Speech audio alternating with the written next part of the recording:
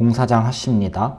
많은 분들이 외벽 누수에 대해서 원인이 뭔지 걱정을 하시고 불편을 많이 겪으시는 분들이 있어요. 특히 장마철이 오다 보면 비가 많이 오고 창 틀로 외벽에서 물이 새는 경우들이 많이 있습니다. 그런 경우들에 어떤 경우들이 있는지 말씀을 드리려고 해요. 공사장 하씨. 우리가 집 안에 있으면 대부분 위험한 일들이 생기진 않거든요. 근데 집 밖이 위험하다고 하는데 집 밖과 집 안을 연결시켜주는 곳, 그곳은 외벽이겠죠. 근데 외벽에서 물들이 들어오고 누수가 생기고 나면 벽지가 젖고 내장재들이 썩고 그러는 경우들이 많이 있어요. 그런 것들이 왜 그런지 설명을 드리려고 합니다. 아파트를 기준으로 말씀을 드릴게요. 아파트는 대부분 콘크리트로 되어 있어요. 외벽 누수로 고생하시는 분들이 많이 있으실 거고, 또 내가 외벽을 언제 공사해야 되고 어떨 때 공사해야 되는지, 비용은 또 어느 정도 되는지 궁금하신 분들이 많을 거라고 생각을 합니다. 지금 이 영상을 보시는 분들은 외벽 누수가 생겨서, 집안에 누수가 생겨서 그것 때문에 보시는 분들이 많으실 텐데요. 오늘 소개드린 아파트는 2000년대 중반에 지어진 울산 남구에 있는 한 아파트입니다. 2000년대 중반에는 샤시를 보면 PVC 샤시가 많이 있어요. 2000년대 중반부터 대부분의 샤시들이 PVC 샤시를 쓰는 걸 볼 수 있습니다. 처음에 샤시를 시공을 할 때에는 이런 식으로 샤시와 콘크리트 사이에 실리콘으로 마감을 하게 됩니다. 그런데 이 실리콘이 이것처럼 부식이 되고 오래되고 그러면 이 사이에 구멍으로 다 물이 스며들게 될 거예요. 이 실리콘은 이액형 실리콘으로 된 거라서 이 위에 도장이 돼 있으면 그나마 조금 더 오래 가지만, 시간이 지나면 이렇게 거북이 등껍질처럼 갈라지는 특징을 가지고 있는데, 요새는 이런 실리콘을 사용하지는 않습니다. 이렇게 되면은 샤시는 칼블럭으로 샤시와 콘크리트를 고정을 시키는 부분들이 있고, 추가로 실리콘의 접착력으로 고정을 더 시켜주는데, 이렇게 갈라져 있으면 샤시 자체도 고정력이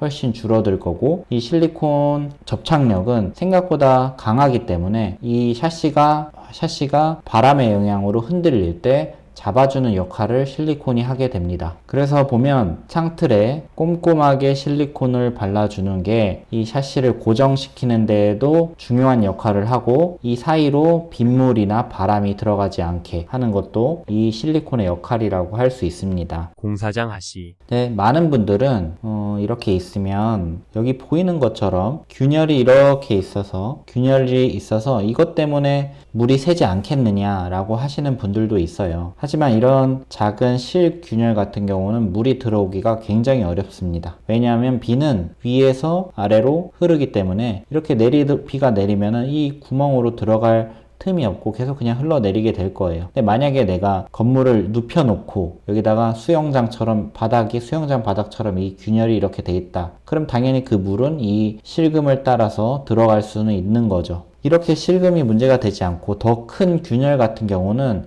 주기적으로 아파트 외벽에 도장 공사를 하거든요. 그런 공사를 할 때 외벽 보수도 하기 때문에, 균열 보수도 하기 때문에 큰 문제가 없는 경우가 많습니다. 이런 외벽 균열이 조금 보이는데, 이런 균열 같은 경우는 아파트에서 공동으로 균열을 해야 되는 부분이고, 외벽이니까. 샤시의 실리콘 같은 경우는 이 개인 세대가 이 실리콘 관리를 해줘야 되는 부분이 있어요. 공사장 하씨. 이쪽으로 물이 들어가게 되면 집 안으로도 들어오겠지만, 이게 만약에 여기서 물이 샜을 때 아래층으로 물이 흘러갈 수 있습니다. 여기서 물이 이 샤시 밑과 콘크리트 사이로 가득 차게 되고, 이 가득 찬 물은 아까 수영장 예를 든 것처럼 물이 균열을 타고 아래층으로 내려가서 아래층 누수의 원인이 될 수도 있는 게 이 창틀 누수입니다. 외벽에서는 보통 많은 경우들이 샤시 실리콘 때문에 물이 새는 경우가 많고, 이것만 해결하더라도 70% 이상, 80% 이상 해결되는 경우들이 많이 있었습니다. 이런 저희 같은 업체를 알아보실 때에는 가장 중요한 거는 작업을 어떻게 해왔는지, 엊그제 생겨난 업체인지 아닌지 이런 것도 확인해 보시면 좋고, 이 업체가 어떤 자재를 쓰는지, 자재라 하면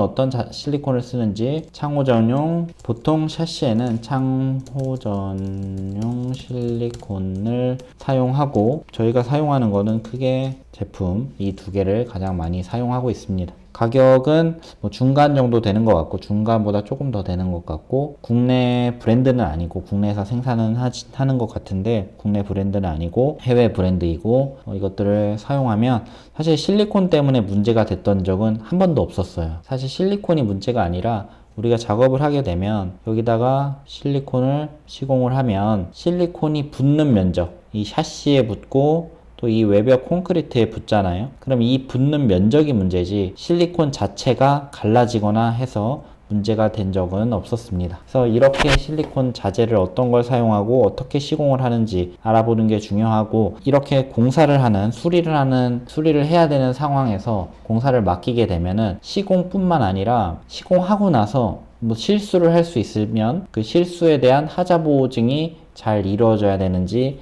꼭 확인하시는 게 좋고, 하자 보증은 공사장 하시.